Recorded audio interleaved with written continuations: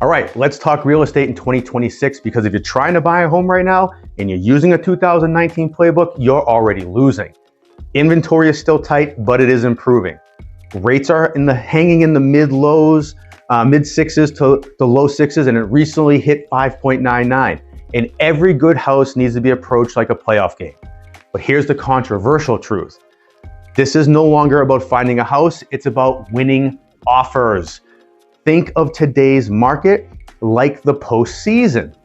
Everyone's talented, everyone's motivated. The difference equals coaching, preparation, and execution. So here's 7 rules to think about if you want to win. Welcome to Let's Get Frank About Real Estate. I'm Frank McManus with Coldwell Banker, and rule number 1 is don't step on the field without a real solid pre-approval from an accredited lender. And I don't mean a generic letter printed about 6 months ago. You need a lender who's in game shape. Updated numbers, property-specific approvals, and willing to get on the phone with the listing agent after hours to vouch for you. And that phone call could be the difference between being just one of the offers versus becoming the winning offer. Rule 2, the appraisal gaps or possible appraisal gaps. This is where buyers get nervous, especially with multiple offer situations, and where serious buyers start to separate themselves. In a rising market like the spring and summer, list price, sale price, and appraised value are not the same. If you're not prepared to bridge the gap, you're asking the seller to take the risk instead of you. And sellers do not reward fear. So again, this is where a great realtor and lender can help with possible solutions. Rule number 3, flexibility wins games. Price matters, yes, but so do the terms. Closing date, rent back options, use and occupancy options, etc. Sometimes the winning offer isn't the highest number. Sometimes it's whatever's easiest for the seller's situation. I've seen buyers lose homes because they wouldn't give a seller an extra 2 weeks, as an example. That's like losing a game because you wouldn't call a timeout at a critical time. Rule 4, availability matters more than people realize. Homes don't sit around waiting for your schedule. If you can't see it fast, you're probably not going to get it. The spring and summer markets reward urgency, not hesitation. So be prepared with a 2-minute offense approach. Rule 5, down payment perception is real whether you like it or not.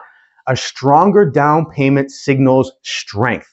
It's not always required, but in multiple offer situations, along with flexibility, it's another point on the scoreboard for you. Rule 6, shorter contingencies equal confidence. Just like you as a buyer want certainty, so do sellers. The faster you move, the safer you feel to them. And rule 7, lastly, escalation clauses. Yeah, they can be powerful, but only if used correctly. These are like saying, I want to win, but I know my ceiling. It can be a smart tool, but it can also be dangerous if you don't know the rules and don't have a skilled realtor coaching you through it.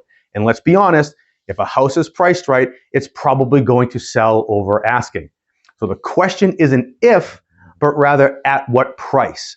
And ask yourself this, would you be okay losing a house over $10,000? Because $10,000 spread out over the term of your loan, that's coffee money. So here's the bottom line. The market doesn't reward casual buyers. It rewards prepared ones. And if you're trying to win a multiple offer situation without an experienced agent and a battle-tested lender in your corner, that's like showing up for Game 7 with a first-year coach who doesn't know how to deal and doesn't know how to prepare to win games in stressful situations. So what do you think matters most in a multiple offer situation? Price, terms, or strategy? Let me know by leaving a comment.